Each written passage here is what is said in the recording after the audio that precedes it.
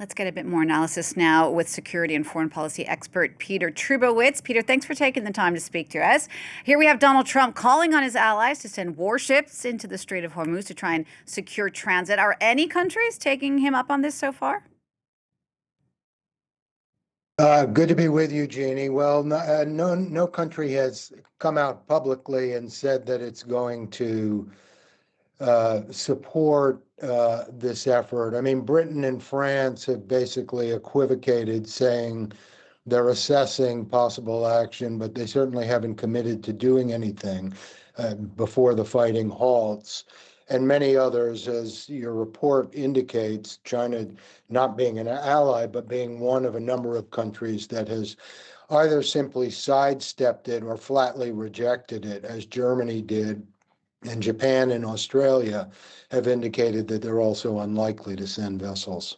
Now, in the meantime, Donald Trump has said that he'll soon be announcing some countries who will soon be helping with the Strait of Hormuz. Do we have any idea Mhm. which countries he's talking about here? It's unclear. And so, he said he had a very good call with Macron. It was an 8 out of 10, I think, is what he said. And that, that he thought there was some, I took that to mean that Trump believed that there was some movement on France's part.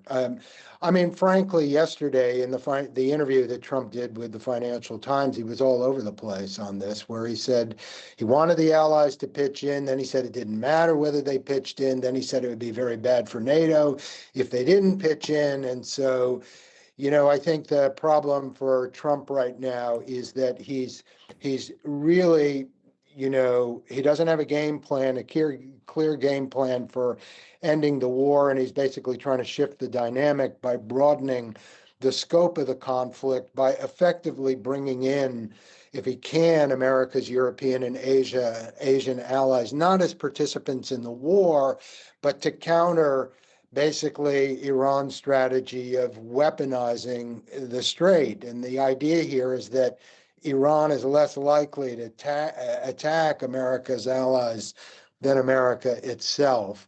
But I don't think that's very reassuring for America's allies. You mentioned this idea of Iran weaponizing the Strait, this example of what they're calling this asymmetrical warfare. Did Iran's Mhm. capabilities in the Strait of Hormuz take the White House by surprise?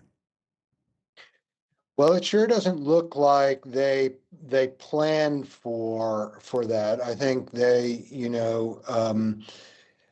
the fact that they are scrambling the way that they are, the fact that the administration is pulling forces, equipment, missiles from South Korea, from kind of the Asian theater to this theater, and also considering deploying, moving a Marines from Asia to the theater suggests to me that they simply did not think through this part of it, and that have a plan B.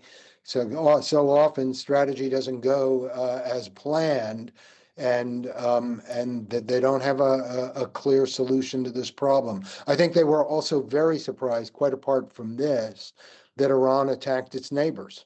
Mm. Leaving, kind of Israel aside, I don't think this was baked in to U.S. planning. Trump himself said he was surprised by that they went after the UAE and Kuwait and others. And so, basically got two sides that are. It's a classic move. If you're in trouble, you try to broaden the scope of conflict, and that's what Iran did by bringing in by attacking its neighbors in the region. And Trump, in a sense, is trying to do the same thing to counter by bringing America's allies in off the sidelines, at least in the form of, providing protection and minesweeping and so forth in Hormuz. And he just doesn't seem to be getting much traction right now. The problem is, just if I can, for a European leader, you've got to kind of assess, okay, what will Trump do if we don't do it? Might mean less support, U.S. support for Ukraine. It might mean higher U.S. tariffs, but they've got to balance that against getting dragged into a war that they didn't welcome, to begin with. The public thinks is misguided. And frankly, they don't have that much military capacity to alter securing the strait. So it's, Right. a And in complicated addition to all of that, calculation. I mean, here you have oil prices now hovering around $100 a barrel, up something like 40 to 50%. Iran's strategy really based on economic pressure on the U.S. Is Right. that pressure going to be Yeah. enough? Well, I think we're going to see. I mean, I'm not saying that I think, Iran has its own vulnerabilities here. I mean, if Trump goes after Karg, and truly tries to level Karg, I mean, Iran doesn't have, the capacity to deliver oil at that point. But I think if that happens, I think the reason he's hesitated up to this point is you would expect the Iranians to start hitting Saudi facilities and Kuwaiti facilities and so on. And then you got like a real, then you got a real problem. The price of oil at $100 would seem like a bargain, I think, probably at that point. All I'm right, not Peter. laughing about it. I mean, this is like serious, right? Where this is potentially headed. All right, Peter, thank you so much for that. That's security and foreign policy expert Peter Trubowitz. Thank you so much. Thank you. Some other